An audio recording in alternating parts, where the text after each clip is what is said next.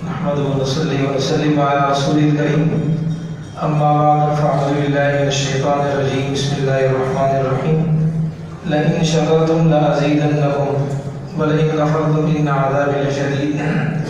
اللہ کی نعمتوں کی جتنی بھی انسان قدردانی کرتا ہے اللہ مزید آگے بڑھاتے ہیں۔ یہ اللہ کا بڑا کرم ہوا، اللہ کا بڑا احسان ہوا کہ ماشاءاللہ آپ کی مسجد میں ہر کچھ عرصے بعد کچھ نہ کچھ سننے کو بات ملتی ہے۔ کبھی سیرت کا کورس ہو رہا ہے الحمدللہ، کبھی قرآن پاک کا درس اختتام پذیر ہوتا ہے، کبھی مشکات شریف کی کتاب تحقیق کو پہنچتی ہے۔ تو یہ اللہ کا بڑا احسان ہے اور یہ میری خوش قسمتی ہے، یہ بغیر کسی اس کے رسمی الفاظ کے بڑی خوش قسمتی ہے کہ اللہ نے مجھے آپ کے پاس اس مجلس میں آنے کی اللہ نے توفیق عطا فرمائی، اور یہ آپ کی ہماری خوش قسمتی کہ اللہ نے ہمیں ایسے امام صاحب، ایسے مفتی صاحب، ایسے علماء عطا فرمائے ہیں کہ جو قسم و فرضی کے عالم کے اندر اس ضروریات کو آگے پیچھے کر کے ہمیں آپ کو حدیثیں بتاتے ہیں۔ اور آپ بھی بڑے خوش قسمت ہیں کہ آپ گھر سے چل کر حدیث سننے کے لیے آتے ہیں، تو آپ کے لیے بھی بڑی فضیلت ہے۔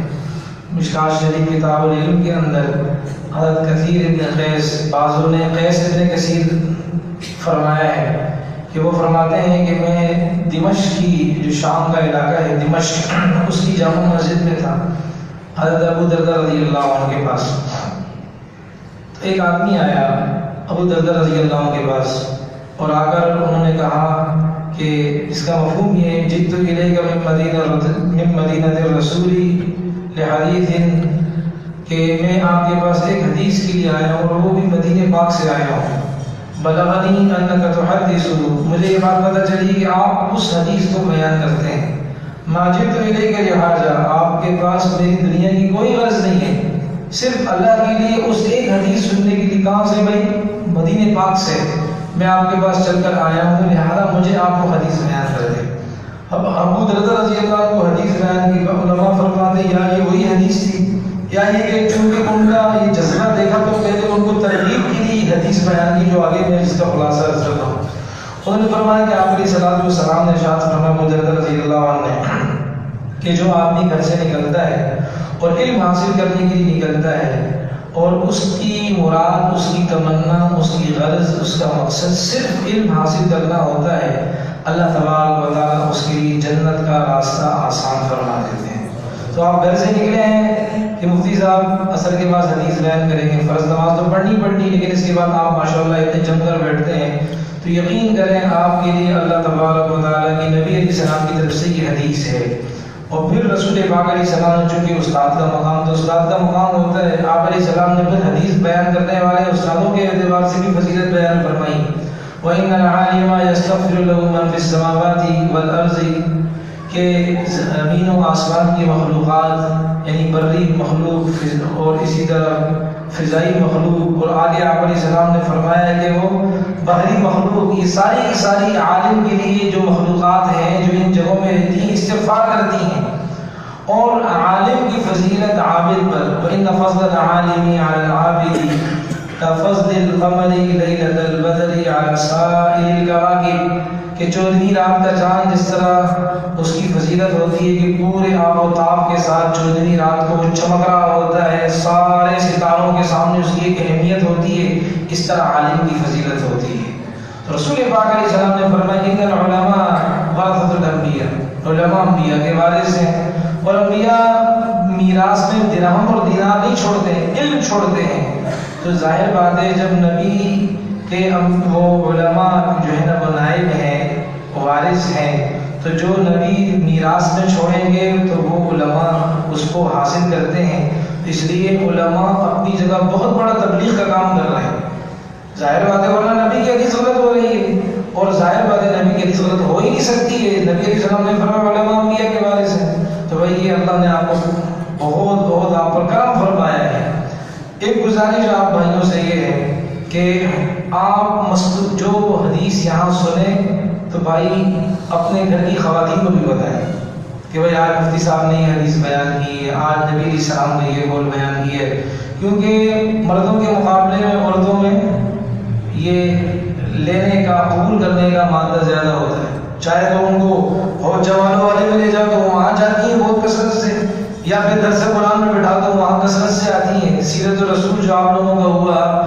میرے علم میں بات آئی کہ خواتین کی تعداد مردوں سے زیادہ تھی، تو معلوم ہو خواتین میں ایکسیپٹ کرنے کا مادہ زیادہ ہوتا ہے، جس طرح ان کو موڑ دیں انشاءاللہ تعالیٰ۔ تو یہ ایک ایک بات ہم اپنے گھر کی خواتین کو بتائیں، اور خواتین جب گھر میں لگ جاتی ہیں تو آپ کا ہمارا گھر جنت نما منظر پیش کرے گا۔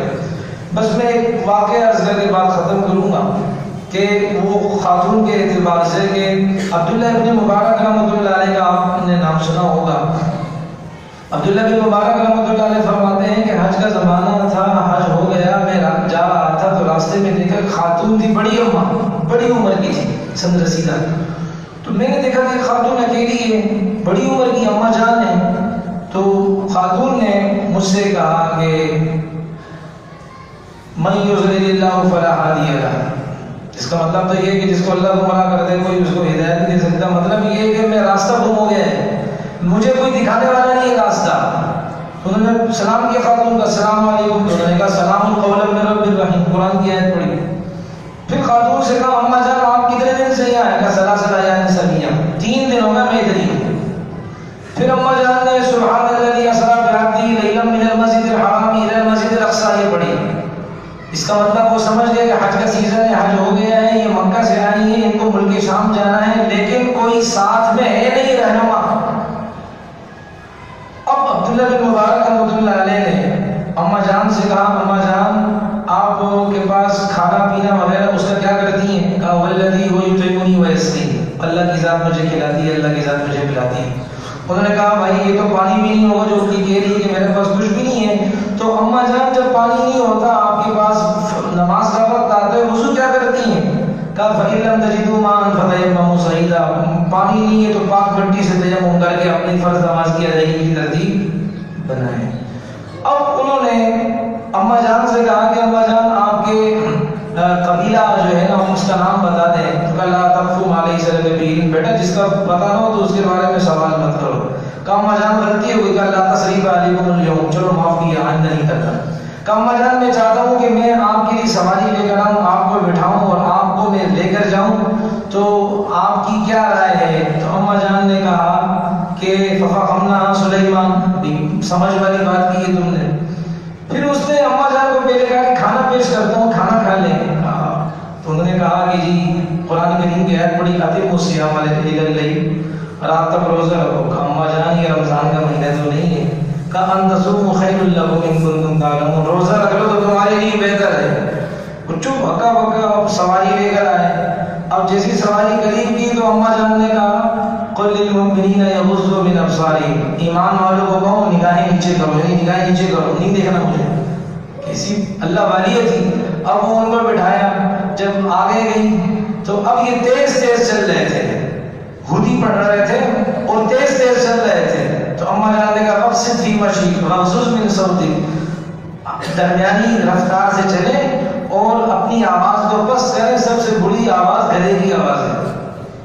یہ جو ہماری مسجدوں کے سامنے یہ فنکشن لگتے ہیں گدھوں کی آوازیں، اللہ کے مبارک گھر کے سامنے پوری رات گدھوں کی آوازیں جو ہے نا ہوتی رہتی ہیں۔ اللہ تعالیٰ ہمیں بھائی اس پر سنجیدگی سے غور کرنے کی توفیق عطا فرمائے۔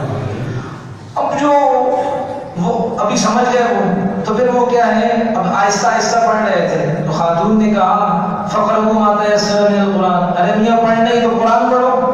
اب وہ قرآن پڑھنا شروع کر دیا، عمل کرنا شروع کر دیا۔ تو پھر قرآن کی آیت دوسری پڑھی وما یذکر الا اولو الالباب، عقل مند لوگ نصیحت حاصل کرتے ہیں۔ اب آگے جا رہے تھے تو اس نے عبداللہ بن مبارک رحمۃ اللہ علیہ نے اماں جان سے پوچھا اماں اولاد ہے؟ کہا المال والبنون زینۃ الحیات الدنیا، اولاد تو دنیا کی زینت ہے۔ اماں کیا کام کرتے ہیں؟ وعلامات وبالنجم هم یہتدون، قافلے والوں کو کی رہنمائی کرتے ہیں، ستاروں کے ذریعے سے راستے کی سمت ان کو بتاتے ہیں۔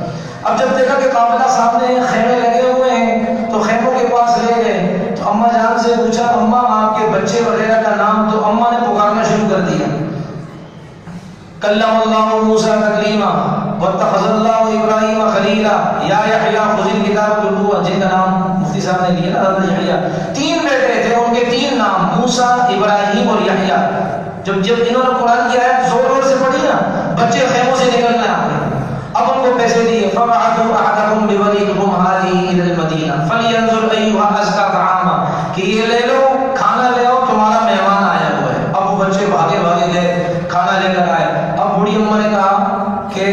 واشربوا هنيئا بما اسلفتم في الايام الخاليه.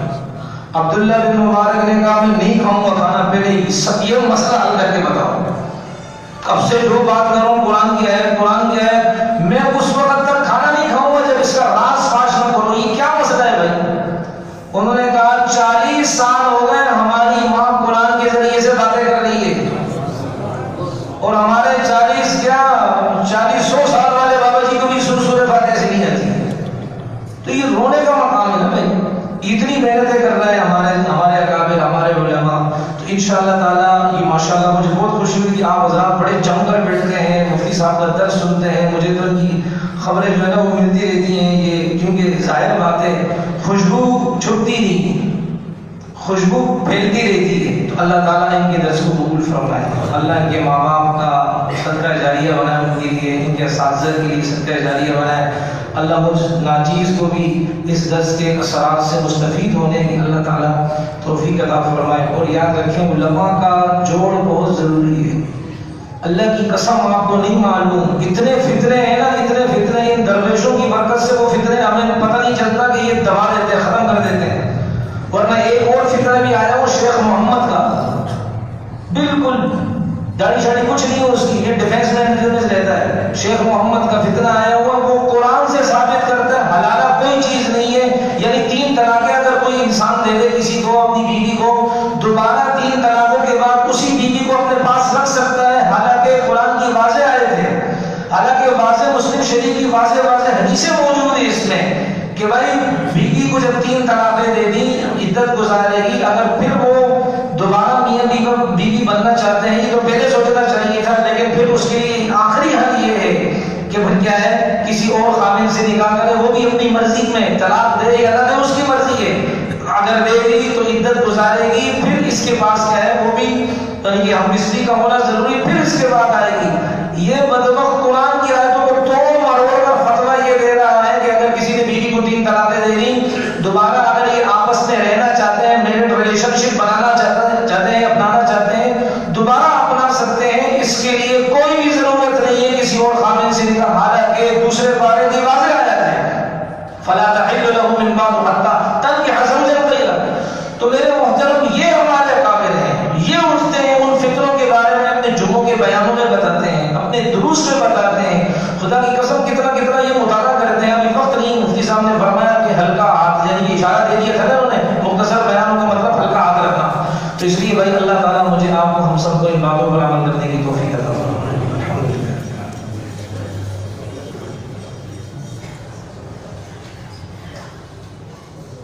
اللہ ہمارے مفتی صاحب کی محنت و کاوشوں کو قبول فرما، اللہ ان کی عمر میں برکت عطا فرما، اللہ ان کی تقوی طہارت میں، ایمان میں، علوم میں برکت عطا فرما. اللہ جو سننے والے ہیں یہ بھی کمال کے ہیں، اللہ ان کے سننے کو قبول فرما، اللہ ان کی نسلوں کی ہدایت کا ذریعہ بنا، اللہ ان کے گھر کی مستورات کو انسانیت کی ہدایت کا ذریعہ بنا. اللہ پورے علاقے، پورے صوبے، پورے ملک، پوری دنیا کے انقلاب کا ان کو ہم سب کو مستمر ذریعہ بنا. کراچی کا اجتماع بھی آ رہا ہے، اللہ تعالیٰ اس کے لیے ساری آسان کی تدبیرات ہیں. یا اللہ آسانیوں کا معاملہ فرما، اللہ پنڈال کی ہر قسم کی حفاظت فرما، جو خدمتیں کر رہے ہیں ان کی مدد و نصرت فرما، جو دین کی جس لائن کے اندر ہے یا اللہ جس لائن کے اندر ہے اللہ سب کی مدد، سب کی نصرت فرما. سب ہمارے سروں کے تاج ہیں، ہمارے محسنین ہیں، ہماری نسلیں ان کی مخلوص ہیں، انہوں نے خوب دین کا کام کیا. اللہ ہمیں ان علماء کی قدردانی کی توفیق عطا فرما. صلی اللہ تعالی علی خیر محمد و علی آلہ و صحبہ و امتی اجمعین برحمتک.